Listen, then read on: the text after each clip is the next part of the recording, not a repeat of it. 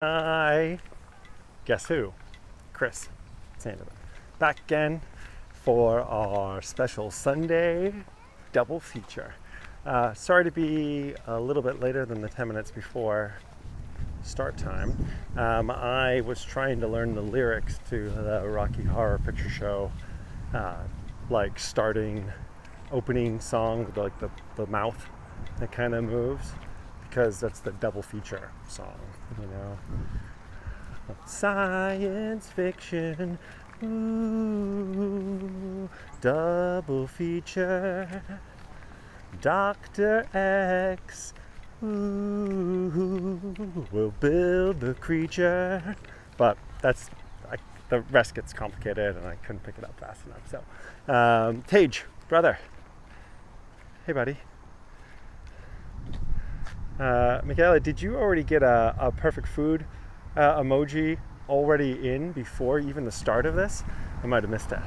Well, guys, we are here right now. You can see a little bit of precipitation coming down on top of me.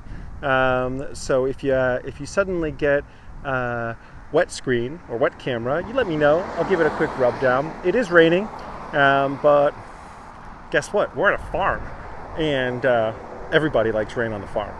Unless it's too much rain, like happened here in the floods of 1826, where it rained 9 inches in 2 days in July, and then in August continued to be very rainy. The farm had a really tough time then. But besides then, usually rain is great. And we are now on the Queens County Farm. It's the Queens County Farm Museum today. Hi, Michelle. Good to see you. But back in those days, it was the farm, right? The Queens County, it was a farm that was here. And actually, it's a farm that's been here since 1697. It's a really long time. The farmhouse that we're going to see, actually, you can see it right there behind me. That was actually originally built in 1772. So before the Declaration of Independence, older than this country. And the farm's been in continuous service. They've continually been farming here ever since 1697. So it's a long time. It's changed hands a bunch of times. We'll talk a little bit about that as we go. As we explore our second tour in... you're fine, I'm filming myself. You're good. Thank you, though, for being so considerate. This is our second live stream in Queens. Officially our second live stream ever from Queens. So how about that? Eric, good to see you, brother. Glad to you're always welcome. Wow, Rochelle Tillman. Hi, great to see you. Hey, Bar. Happy Sunday. A work day in Israel, for those of us who don't know, was one of my favorite things about when we finally expanded our tours to Jerusalem and Tel Aviv, was that we had an extra day of the week that we could work, and like have a proper business day. So that's always great. Michaela writes, tonight I had a not matching currywurst.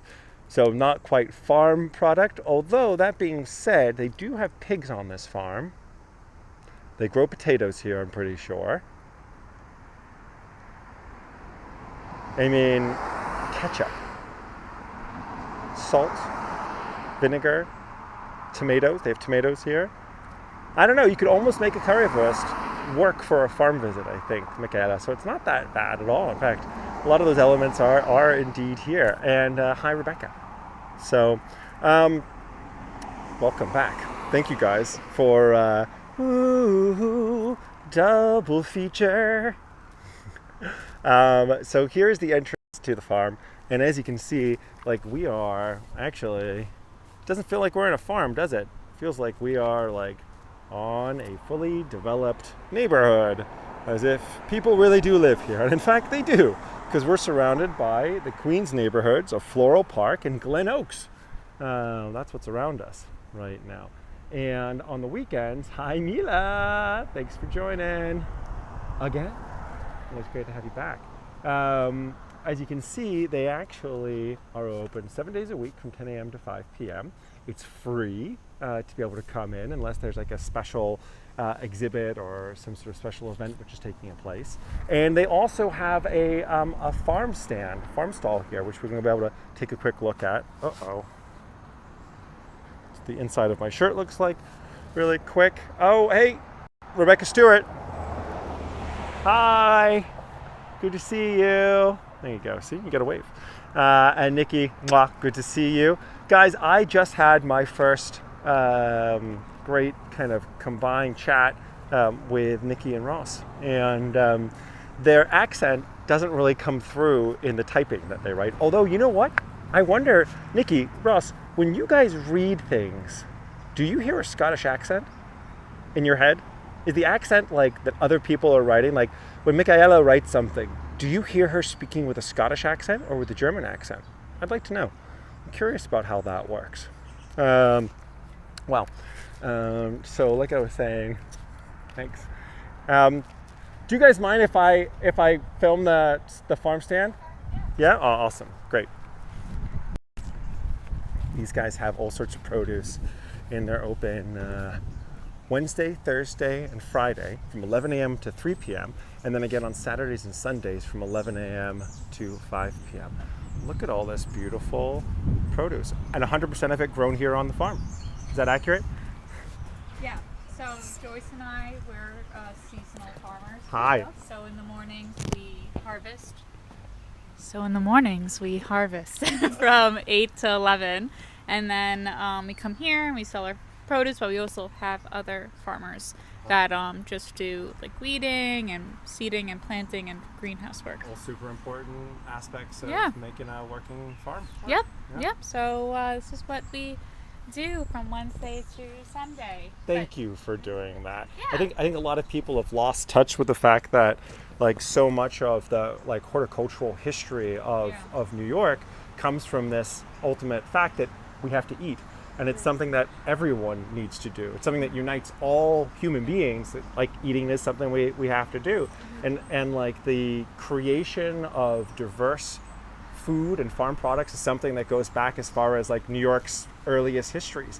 Yeah. We've been visiting a bunch of botanical gardens and learning about how their history is tied into like biodiversity and understanding like there was at the Queens Botanical Garden, there were sugar maple trees there that Thomas Jefferson had bought to bring down to Monticello in Virginia, because he thought that he could make the U.S. less dependent on Caribbean sugar, British, French, and Dutch sugar, by having sugar maples all through the U.S. He didn't realize that maple sap doesn't rise when it's not cold enough in the ground, you know.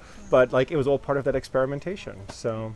Do you want to give a little bit of your spiel? No. Well, you probably know from being here, you know that this piece of land has been farmed since 1697. Uh-huh. You did know that. I did only because I did a little bit of research on it. Yeah, and it's the longest contiguously farmed farmland. in the 5 boroughs. Yep.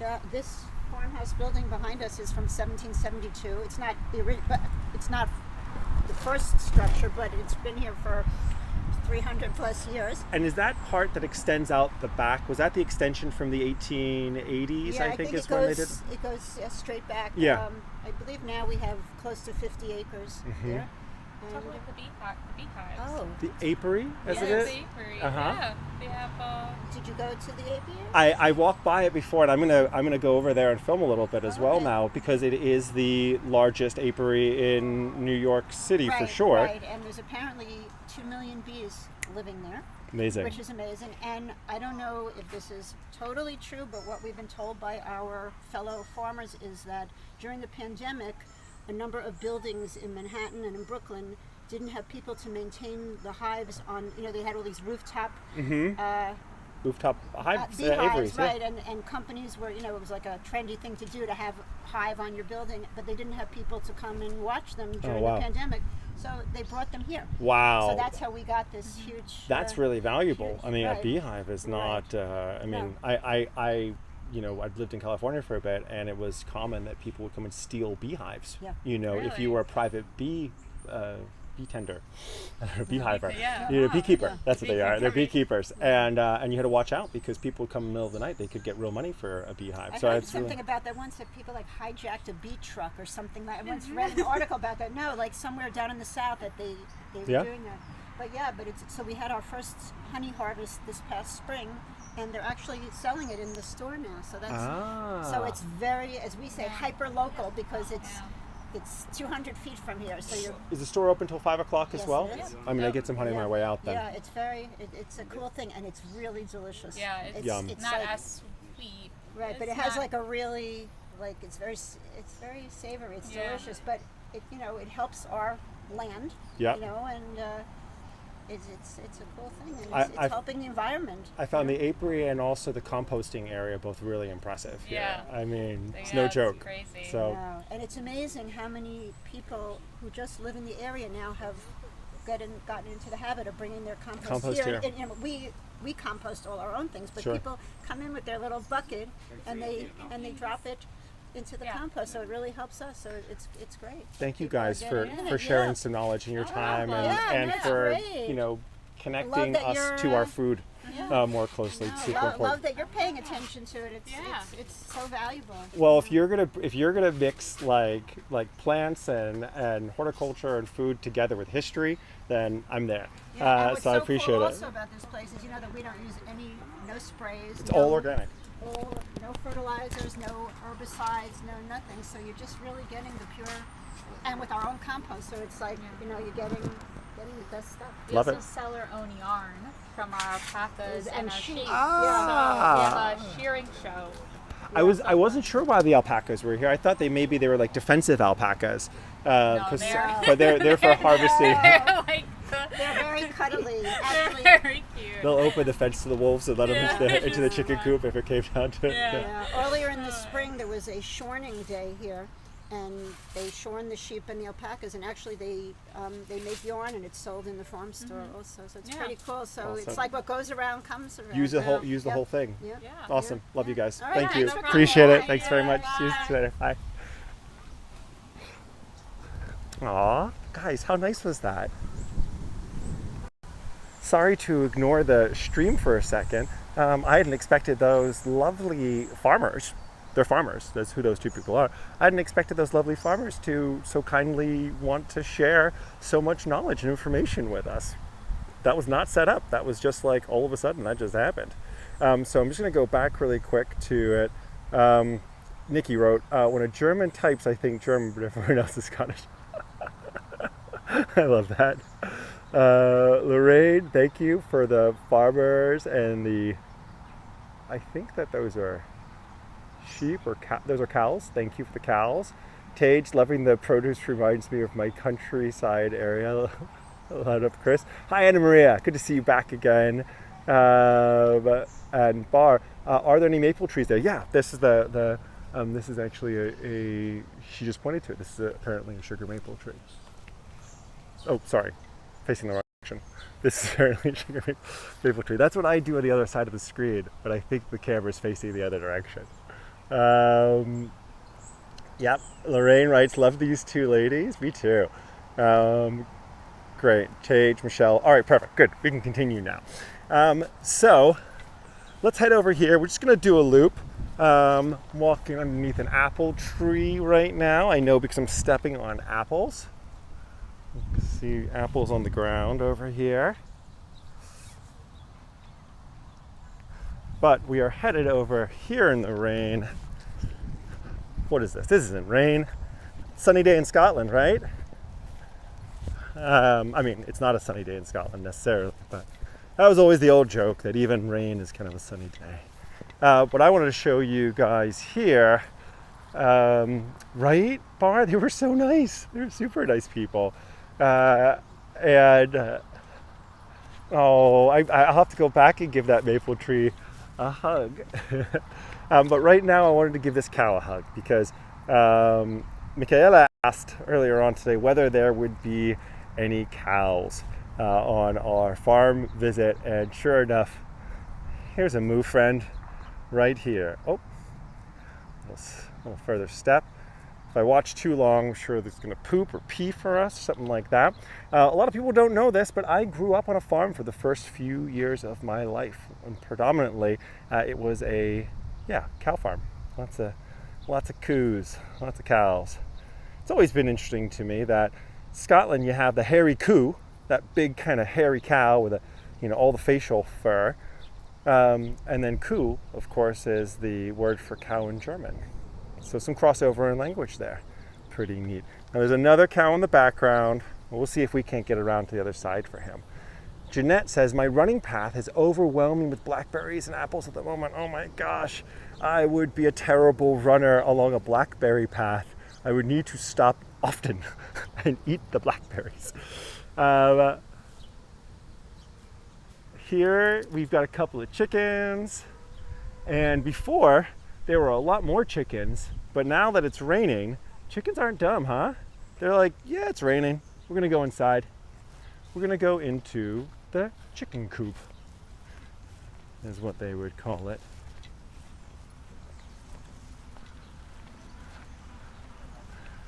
Jeanette writes, yes, very hard to retain my pace in the moment. Yeah, you see a tasty berry, you gotta go for it, right? Because the next person's gonna get it if not you. Let's see. Let's do another interview here. Hi guys. Can you tell us what it's like to be a chicken? If you could just speak into the microphone. What's it like here for you guys? Do you feel like prisoners? Do you feel like you're contributing to the farm? It's like a safety thing for you here? Any information? No.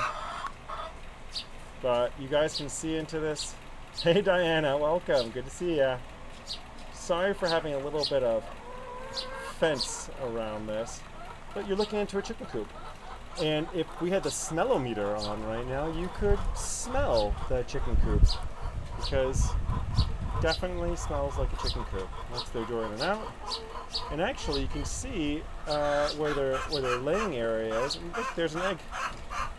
Oh, I think I just saw an egg. I do see an egg. Maybe you guys can see it too. Down there. Sorry for the movement and the shakiness around. Right? But legitimate chickens there. Hail! All hail, hail. Welcome. I think living on farms as a kid is a good thing for everybody, because you get all of those microbes and sheep muck and cow muck in your face, and then you grow up with that, and I think it gives you a head start on your immune system. So, right, Nikki? You wouldn't think that we were still in New York City, but we are. This farm, which has been the longest running and continuously used farm, at one point was actually the second largest farm in New York City, or the 5-borough area, and it was the most valuable, most profitable. Well, not profitable, but the highest valued farm, and that was back in the 1920s. They valued it at something like $32,000, which made it a very valuable farm. Luckily, the property was sold on eventually to the state. This is not an old structure here, the old structure here. We'll look at the old farmhouse in a little bit of time. We'll swing back to the entry farmhouse and take a closer look at it. We're going to end there later on. So for right now, why don't we head over here and take a look at the apiary that those lovely ladies were talking about. 2 million bees are calling their home over here. Diana lived on a farm with horses near Middletown, New York. Very cool. Very cool. I used to make trips outside of Berlin to a place called Ruckersdorf, which was near Finsterwalde and Esterwalde. That town of Ruckersdorf had more horses than humans, was always its claim to fame. Rebecca says, farms are fun. Indeed they are. Tage asks, do people live here permanently or work during the day only? It's Tage, my understanding is that it's just a work farm. People come and work here. There is no permanent like living accommodation, and in fact the old farmhouse is closed right now for visits and tours, so we can't actually go in and see the inside of it, but we will see a lot of the outside of it. Here's our apiary. Busy bees, hard at work. Now, when I first came over here, I noticed that there are a bunch of birds in the lawn area here, to the left of the hives, to the left of the hive structures. And I thought to myself, my God, are those birds here feeding on the bees? And it turns out that actually birds don't really tend to eat bees. They will accidentally eat bees, but for the most part, bees are hard to catch because they, here's some honeybees in their honeycomb hive. Let's just try to get it with the reflection, not taking our camera angle. Gives us a feeling of what some honey action looks like here. But like I was saying, it turns out that bees fly pretty quick, and also in an often irregular path. They're not the most direct flyers, and birds have trouble with that, to judge the angle and pluck the bee out of the air. So most birds will tend to, from what I've researched, although I hope Alexa will correct me if I'm wrong here, that most birds will avoid bees just because there are some birds that do eat bees, and then they'll prefer honeybees for whatever reason. But for the most part, it's just the sick, the dying, the bees that aren't flying around so much. So that apiary there is safe. And as we just learned, looks like a lot of the apiary was donated by Manhattan-based businesses that no longer had office workers coming and doing lunchtime occupational therapy up on the rooftop to tend the bees, to be keep the bees themselves. So occupational therapy, though, it's worth mentioning, is actually what in a way kind of saves this farm, and it's the reason why we still have it, and why it didn't end up becoming part of a larger development, like a land development, because, well, finally, in 1975, well, even before that, actually, let's go back to 1926. Is 1926, the farm was sold on to a real estate investor named Pauline Reisman. And she, very luckily, would then sell on the farm within just about 6 months of time. There are no animals in there. Let's take a look at, here is the real deal compost heap right here. I was talking about those ladies as well. Much bigger than the small compost bins we've been seeing in other places. But because of Pauline Reisman buying and then flipping the farm, she ended up selling it on in the 20s to Creedmoor State Hospital. And I was talking about occupational therapy just a second ago. That's exactly what they use the farm for, occupational therapy, as well as to grow food for its own kitchen, and to grow ornamental plants. To place around the hospital campus, so to say. It was finally in 1975 that the hospital transfers ownership over to the New York City Parks, and the Parks Authority ends up turning it into a museum. So composting going on over here. And I thought it was just really nice and effective how this is a community compost space. So, no meat, no fish, no oil, no grease, no cat poop or recyclables. Just fruit, veg, eggshells, bread, grains, beans, coffee grounds, and they mix it all in with these bins.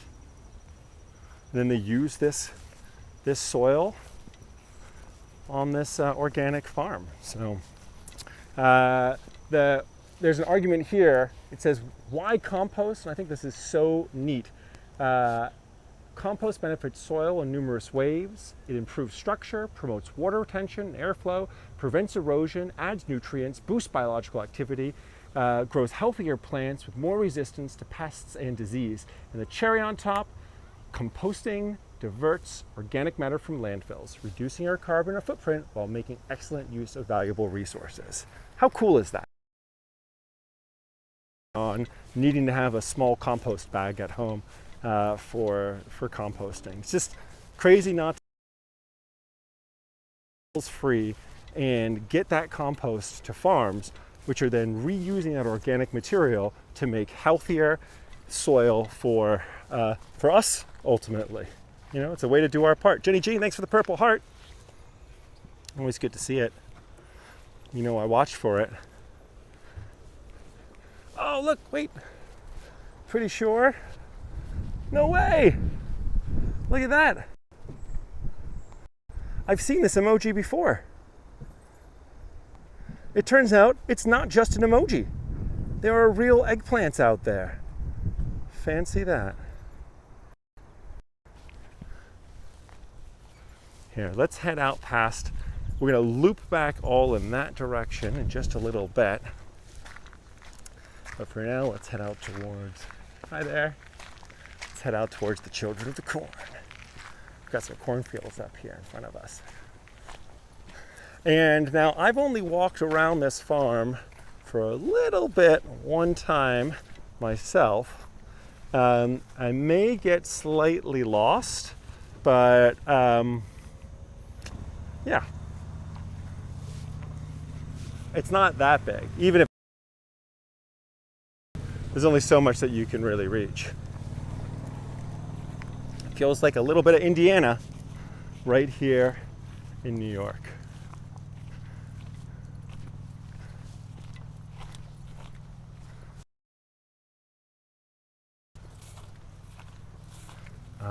All right. So we've seen cows. We've seen some chickens. Michelle, I think I'm a little bit disturbed by you putting 3 eggplant emojis in a row. What are you getting up to? Here's some sheep. Oh. Hi. Hi, Mr. Sheep. Hey, are those your friends? Hey, buddy. What's the good news? Michelle, I'm gonna let you Google that one because, well, we'll talk about it some other time, but it presents something else sometimes when you're doing an emoji. It's all right, we'll figure it out. Talk more later. Bar, thank you for the compliment. Appreciate it. Well, the camera's doing all the hard work already and making things nice and interesting for us. So tell me, how do you like working at this farm? What do you think? Don't hold back. Is it good for you? Is it bad for you? Huh? Anything to say?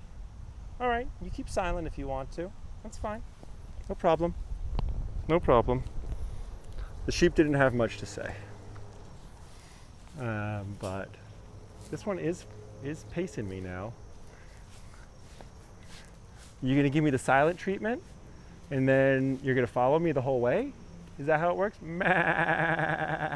Nope. Doesn't work like that with sheep, I guess. So if you're trying to remember where the animals are that we're seeing, thinking to yourself, hey, this is perfect. I'm going to come back and view this someday in the future. And just in case you're wondering when the future is, the now is Sunday, August 8th at 2:30 p.m. on the east coast of the United States of America. So if you're watching this and it's not Sunday, August 8th, you're probably not watching a live video. You're probably watching a recording. But if you are watching right now, because if you are watching right now and it is Sunday, August 8th, you're watching live with me. So I appreciate that. No matter watching live or on video, go ahead, just take a moment, hit the thumbs up button on YouTube. Just do it, just hit it. You're gonna hit it by the end of the video anyway, so you might as well hit it right now. Hit that thumbs up button, not the thumbs down button, the thumbs up button, and that will help more people find this video down the road. Also lets me know I'm doing an okay job. So I love that. I pander to you, the audience, so please make sure. It's not Dolly, is it? No, isn't Dolly the sheep in Edinburgh? Or I'm pretty sure she's in the Edinburgh Museum. Up on, I could almost remember the name of the street, but I can't. But I'm confident that Dolly, the sheep, is in the Edinburgh Museum, or the Natural Science Museum of Edinburgh. It's in Edinburgh, the original Dolly. Where are these guys going? I feel like either I should follow them or not follow them. Let's follow them a little bit. Let's see what happens. I haven't been down this way yet, but maybe this is where the pigs were? Well, anyway, the point is that they circulate where the animals are. They move them around because the animals eat different things and they kind of migrate them around. Oh, hail. No worries. Yeah, watch it later on, watch it now.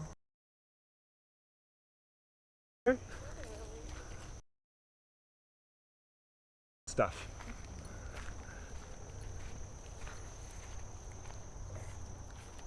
Yeah, looks like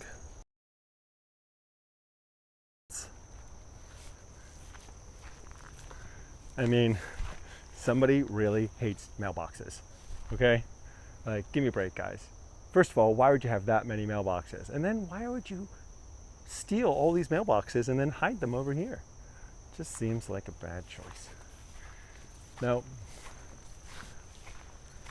idea. All right, let's get back to it, guys. We don't have all day to play around. We got to see some real stuff. Tage, welcome back, but this isn't Team USA. Tage just had a call. Now I'm back with Team USA. Brother, this is Team International Space Station, right? And everyone, all members of this planet, be the four-legged, two-legged, or have little wings and pollinating, they're all welcome here. Hale's like, Chris, you got me to come, but I'm staying for the dead mailboxes. Very cool. So, well, should we talk about a little bit about the more about the history of this place? Why don't we, as we're walking along? So we're on 47 acres, about 190,000 square meters, and it is the largest remaining tract of undisturbed farmland, which has been in operation for, these 16, 17, 18, 19, 330 plus years.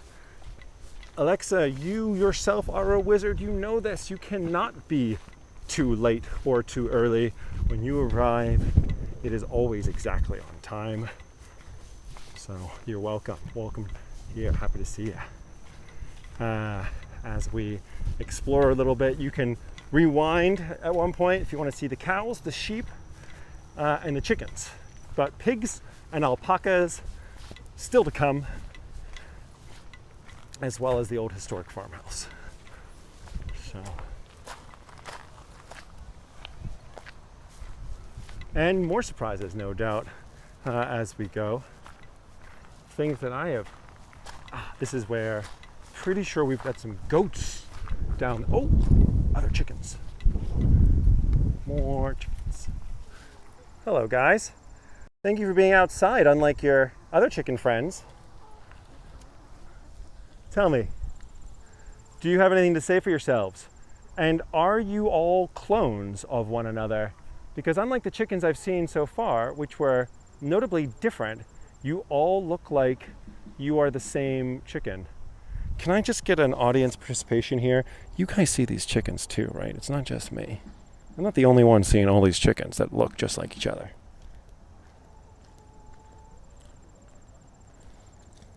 Alexa says, look at them eating ticks and stuff. I guess Alexa sees them too. That's good. That's two of us then for sure.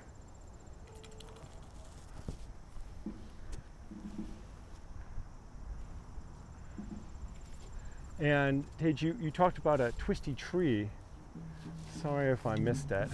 I did not put the ultra slow lag on here because my service is a little bit worse out at the farm than it was in the last place we were over at the botanical garden. So I've sped it up a little bit. Great, good. Many chickens. You guys see chickens. Michaela, you saw the chickens. Perfect. Okay, Diana saw them. Yeah, weird, right? It was like cloned chickens. But good. We all see them. Not imagining anything. Here, we'll take a quick peek over at these goats. And then I want to get us through some veggies.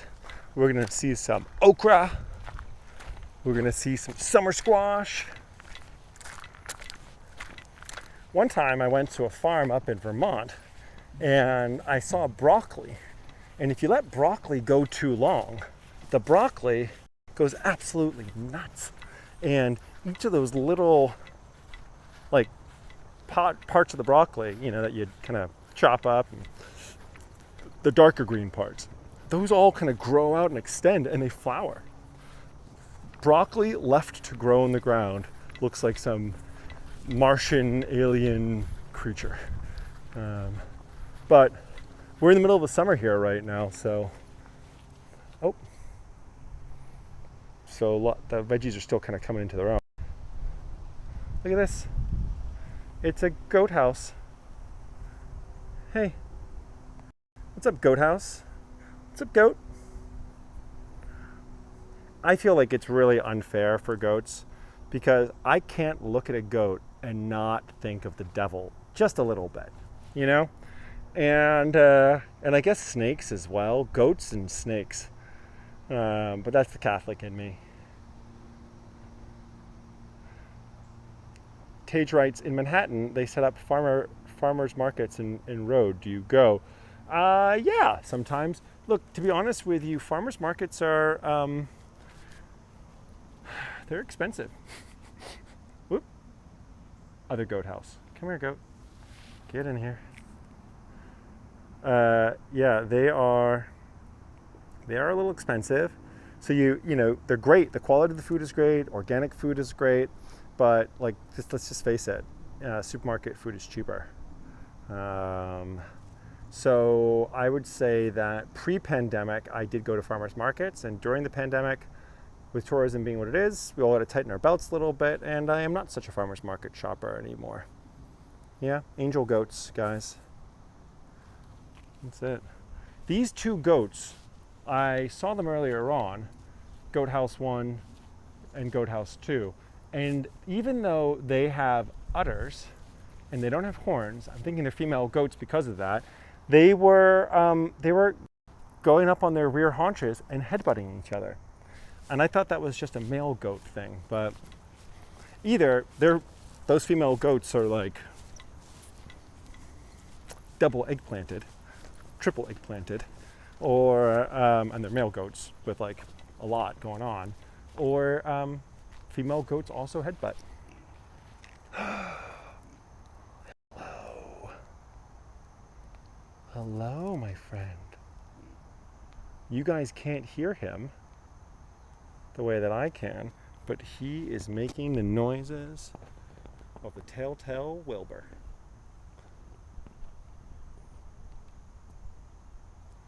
That'll do, pig. That'll do. That'll do, pig. That'll do. Name the movie.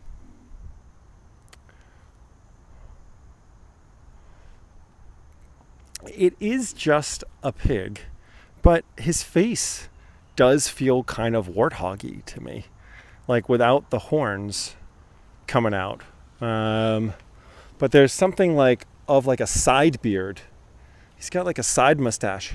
Hey, pig, pig, pig, pig, pig. Ah, Rebecca nails it first. Babe.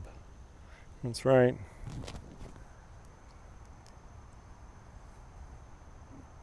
It's a live pig cam right here, guys. This is my future. They're just gonna keep me standing here for the live pig cam. I'm fascinated by this guy munching away, and I think it's awesome how much food there really ultimately is for these folks. Although it looks like they're giving him kind of like slop, like old. Pretty sure these are old sunflower plants, but pig's over there doing what he's doing. Right, Anna Maria? I found Babe.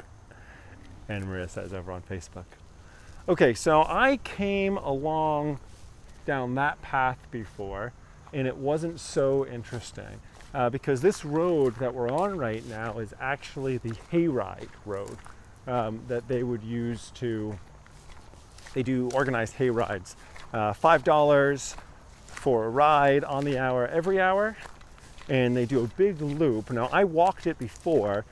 So rather than taking the road behind us that way, I'm going to go this way in front of us because although I did see a whole bunch of doves in the foresty area over there, there was nothing else really to show you.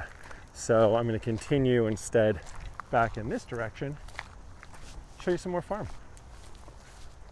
I'm pretty sure this leafy veggie right in front of us is chard,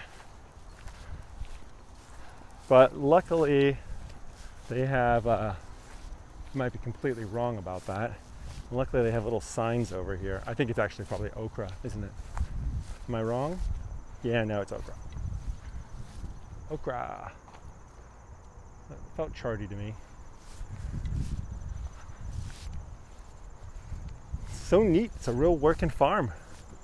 You know, small, but here is winter squash down in there. Alexa writes, love the apartment complexes in the background, right? Because it really is like, hello, oh, I guess this is just like a small little oasis. And sure enough, there's the real city around you. You know, close enough to see, but trust me, you cannot smell it in here. This smells like farm. Fresh with occasional poopy.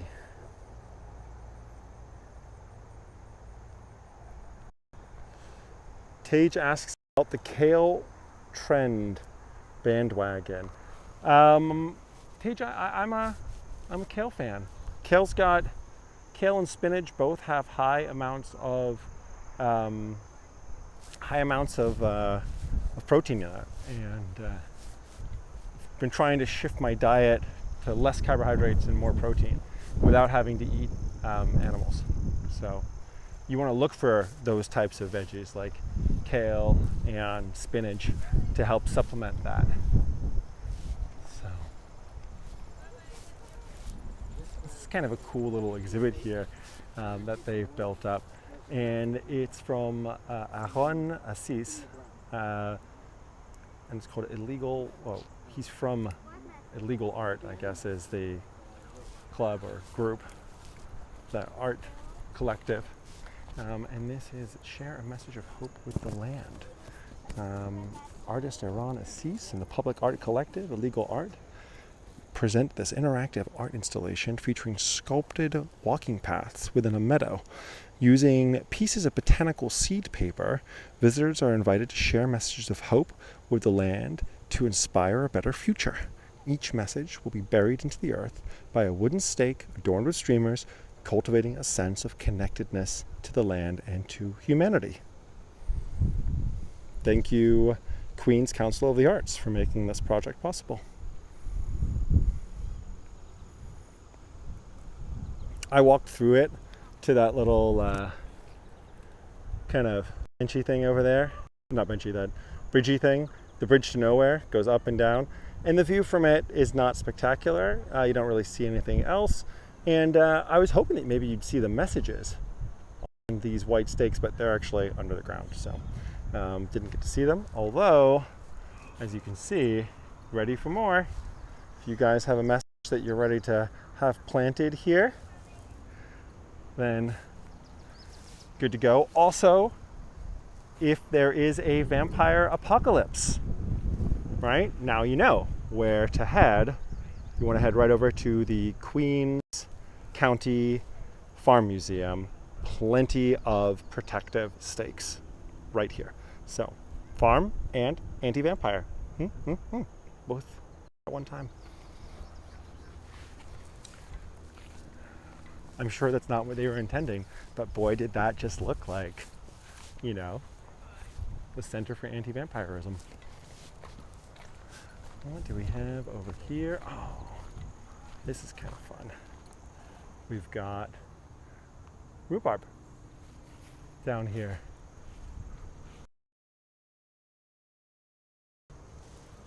And if you guys don't put signs, I won't be able to know what you are. Oh, this is fun. This is a fun game. Can you guys guess what this plant is? What these are going to be?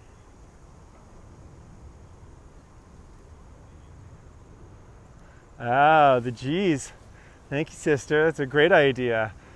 On Twitch, the G's writes, did you say you could put a message on the stakes? Subscribe to Chris Sandeman could be the message. Thank you. Twitch is a place where generally we just use it for testing, just to learn how to do stuff.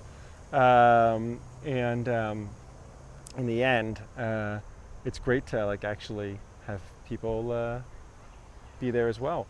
Robin writes poke salad. Hale says berries. Over in that direction. What we're looking at blueberries. And I kind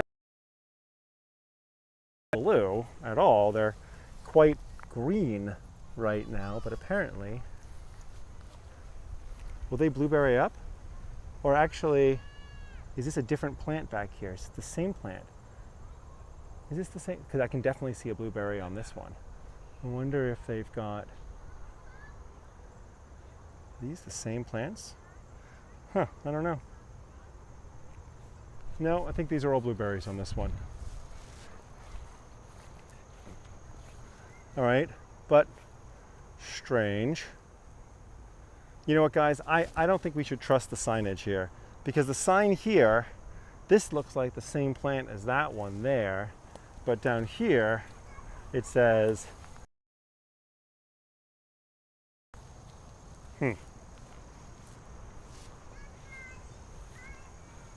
It also says raspberries.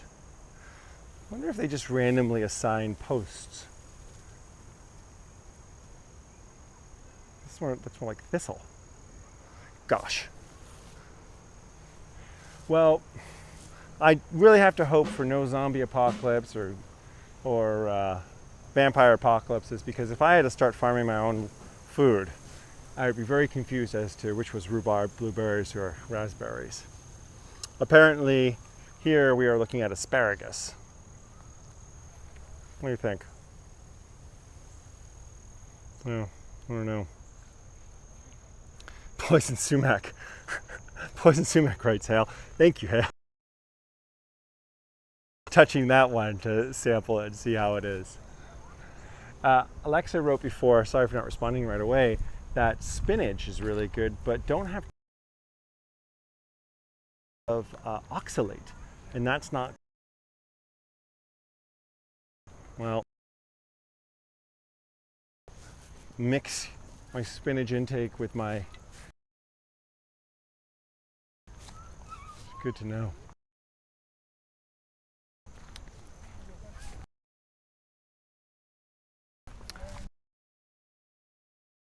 Bit of lag all of a sudden. Just a tad of lag. There we go. Okay, great. Lag is done for a second. Sorry about that, guys. Thanks, Hale. I appreciate that. Look how lovely this is. So they do events here as well. In case Nikki and Ross decide to completely change and guys, could be an option. Could do it here on the farm.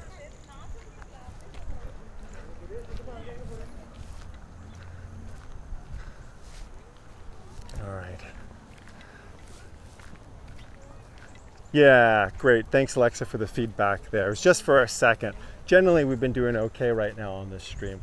Oh, it's such a bummer when it doesn't work the way that you want it to. But glad that it's working better right now. Oh, look how pretty these flowers are.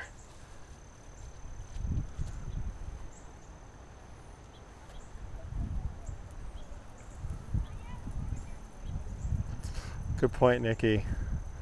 Yeah, this is not probably the best place for it. You'd have to wear gumboots. Although I'm sure that there have been farmers' weddings where everyone wore gumboots. Michelle says, I have blueberry bushes, they don't look like that. Well, it's probably rhubarb, as Diana originally guessed.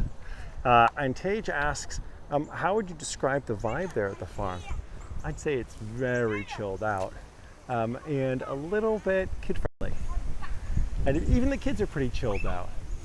There's something about animals and nature that I feel like calms kids down.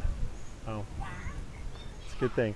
These are additional chickens. This is the third chicken area that we've seen. They're not the original chickens, although they are related to the second chicken colony or tribe. So.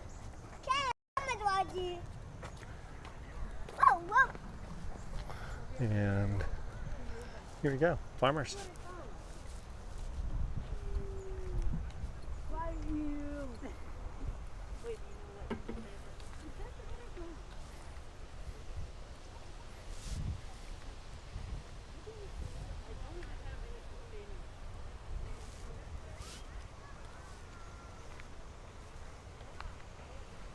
I think it's so neat how you kind of connect to the land, and connect to the food that we eat. Remember that it doesn't just come from plastic containers, but someone out there is growing this food for us, and that we can grow it ourselves. Been really on this gardening and food kind of kick. The botanical gardens have really opened my mind up to this, that like for hundreds of years, before refrigeration, before transportation of food, we had to figure out ways to make our food less susceptible to disease and pests, just so we could live, so we could survive. It's been on for 300 years here on this farm, longer than that. That's just incredible to me. Oh, hello. Are you by any chance the alpacas? How are you guys? Or I think alpacas are from South America, right? Hola. Buenos días, alpacas. ¿Cómo están? ¿Todos bien? ¿Quieres comida? ¿Quieren algo más? No? Not getting anything out of the alpacas either. It feels like most of the animals here are under contract not to talk to me. But it's like they're like baseball players. Unless you flash a 50, they're not going to sign your ball. Come on, Mr. Alpaca. No? Nothing? Nothing? How about you? Listen. Let's be between you and me. Okay? Don't let anyone know. It's just us here. Tell me what you really think. Mr. Alpaca, tell me, are you safe? Spit on people? Are they spitters? Oh, yeah, Alexa does say they spit. Okay, he was breathing in, and it looked like he was getting ready to hock a loogie at me. So thank you for the warning. He gave me a little huff, like that way that like my cat will get when he's like, listen, I'm pretty much done with this now. You have to stop touching me. And they'll be kind of like a before there becomes like a little friendly. So, alpaca. There you go. So we've seen a pig, cows.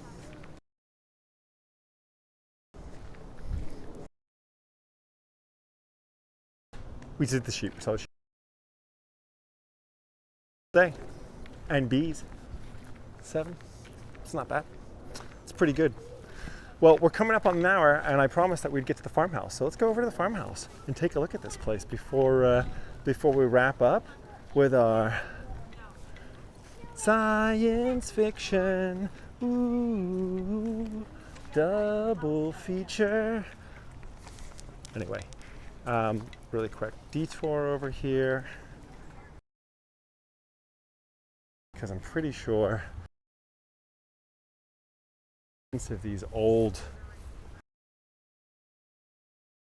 like seedling troughs.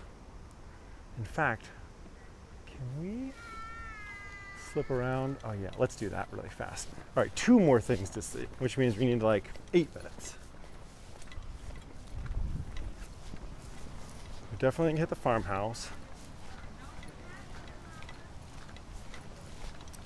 but we're just gonna stick our camera really quick over in the window over here too, by the farm store. So we can take a look at, yeah, this is where we're going. See, this is like quick research. Chris turns it around for you. Boom. How cool is this? It's a room full of onions drying.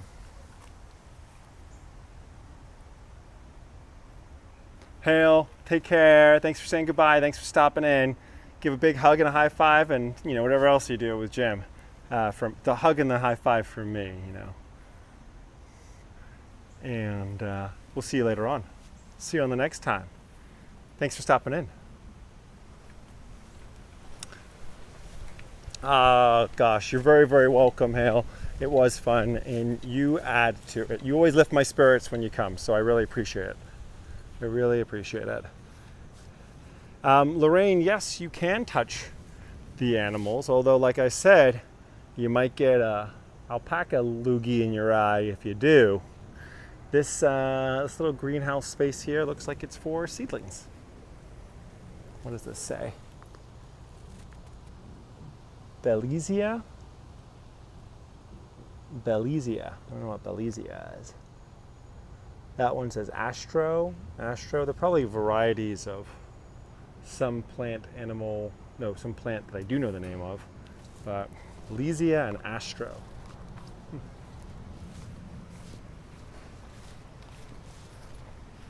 And there's more drying houses, workhouses up there as well.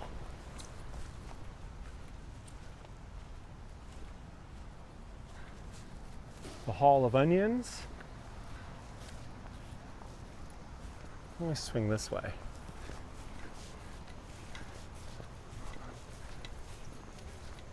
That chimney looks like it's like the vast majority of this building.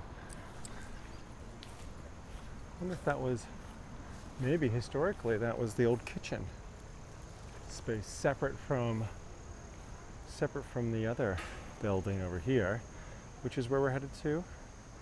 But just one quick view of all of these beautiful flowers. Are these marigolds? Is that what we're looking at here, Alexa?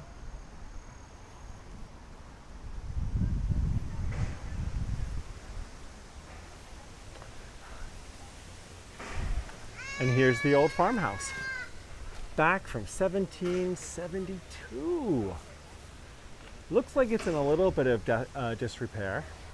The roof shingles have not seen their best days, but hey, see if you look that good at 300, right? Needs a paint job. Oh, not marigolds. Thanks, Alexa. Sorry about that. Bad assumption on my part. It's called the Adrian's Farmhouse, but the Adrian's family were just one of the families that set up shop here. Now, they did buy the land in the 1600s, and it'll stay in their family for until the 1800s.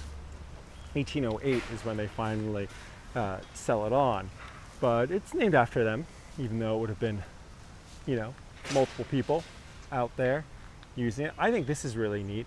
Here you have, this is like a well, right? And this is well water in here, but how's the well being powered?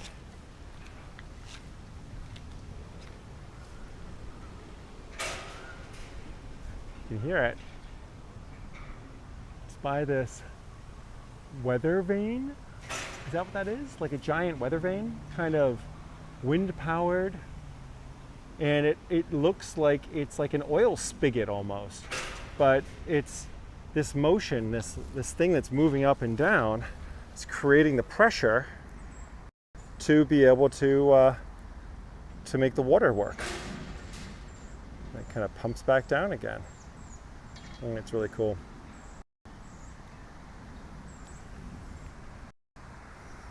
Yeah, I'm with you, Tage. I love the well too. I also find it ingenious.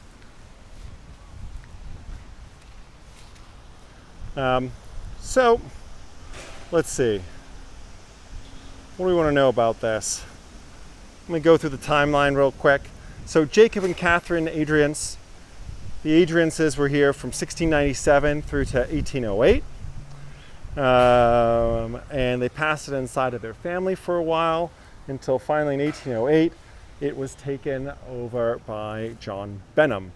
And he farmed here until 1822, where his son then ran the farm for a very short time. But these were the guys that really suffered a lot of problems. They had the droughts in 1819 and 1822, and then they also had like severe floods as well. Then after those folks, the Benhams, it was acquired by Daniel Lent, 1822 to 1833. Also droughts, flood, not great times. And also you had a lot of rapid technological changes taking place during that particular period in the early 1800s. The Dutch plow was replaced by the iron plow. You had mechanized threshing machines and potato harvesters, hay mowers and the iron harrow. Made it tough for small farmers to keep up. So that's why eventually our good friend Daniel Lent will end up selling on to Peter Cox, and this would prove to be really the most dynamic time for this farm, from 1833 until 1892. You have a lot of growth. The farm becomes increasing in size and importance. Then Daniel Stadtel buys it in 1892, and then it'll flip in 1926 to Paulina Reisman, and she's the one that'll end up selling it to the hospital. So it gives you kind of a brief sense of the different owners that were here. Lavender, eh?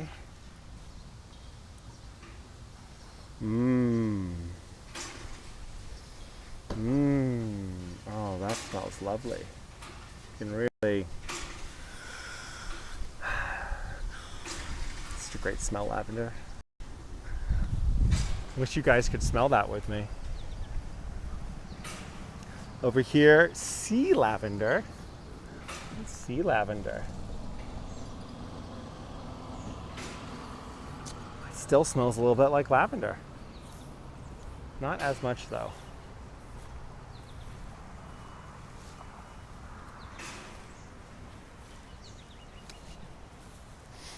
It's fascinating names.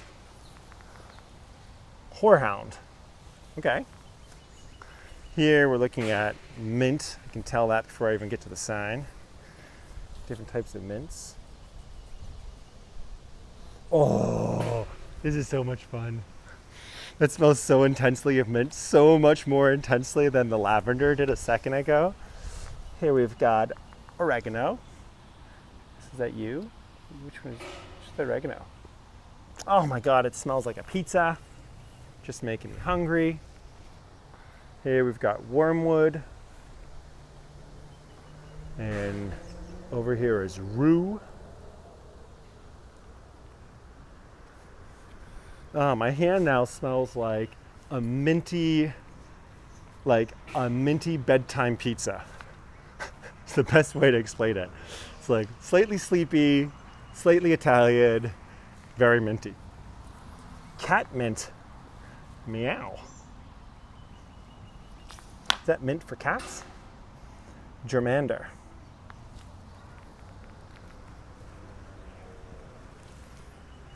This is bronze fennel.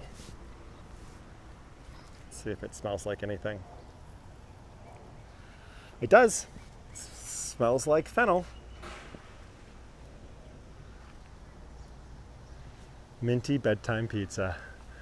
That should be a band name. Minty bedtime pizza. MVP?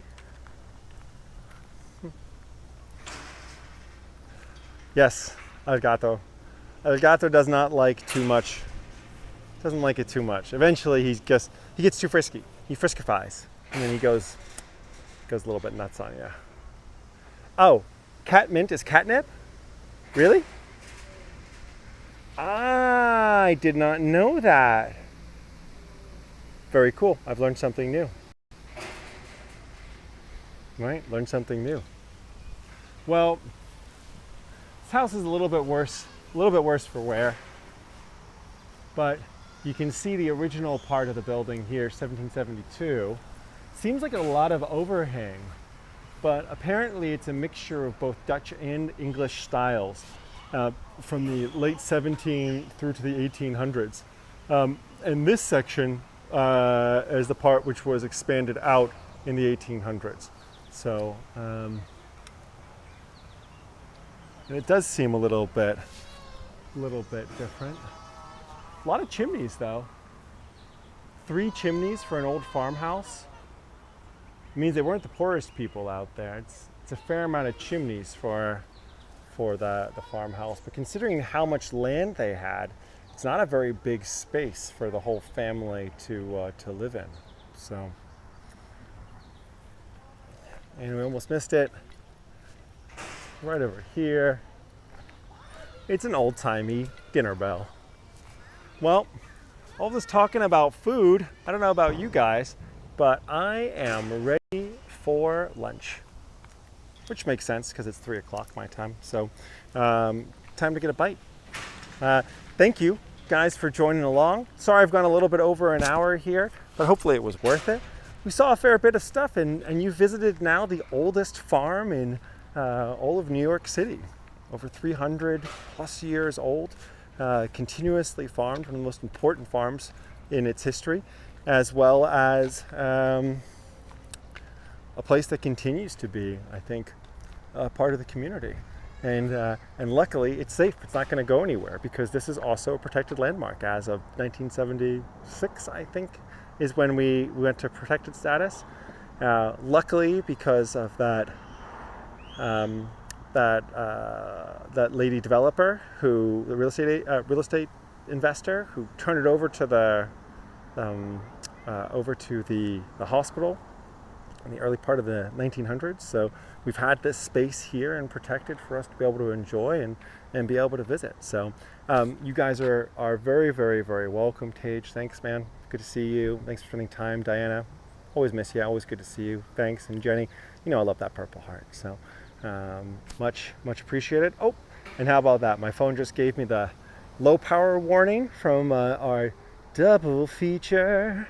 So it's a good time to take a break for a second. Next live streams, you're very welcome, Alexa. Thanks for being there. You know, it means a lot. I really appreciate you. I'm going to take tomorrow and Tuesday off. So Monday, Tuesday, I will be off of live streaming.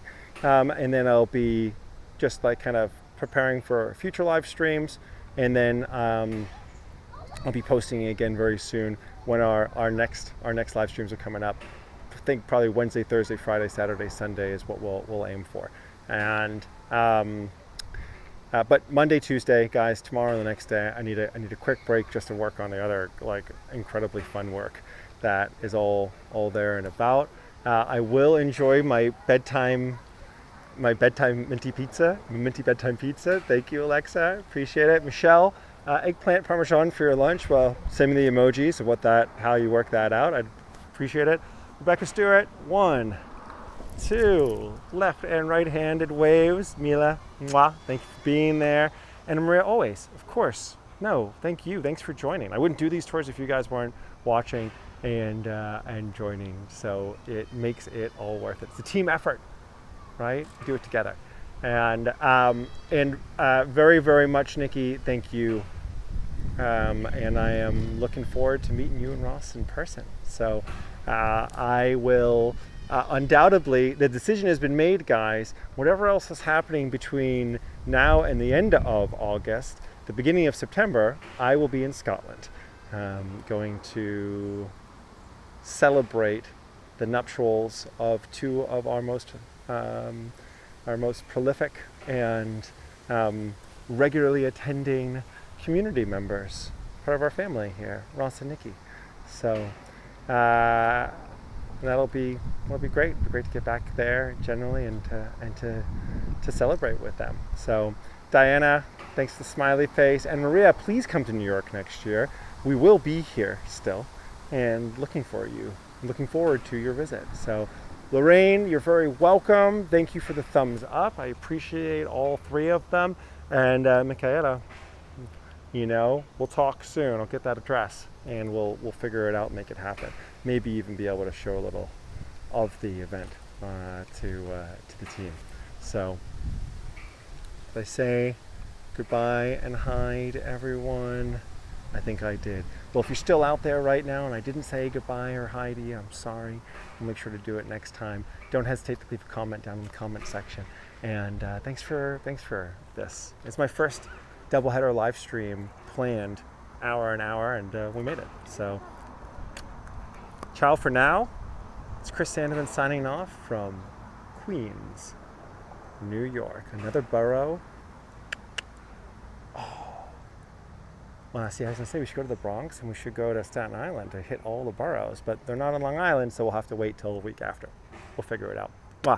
Ciao, guys. Ciao for now.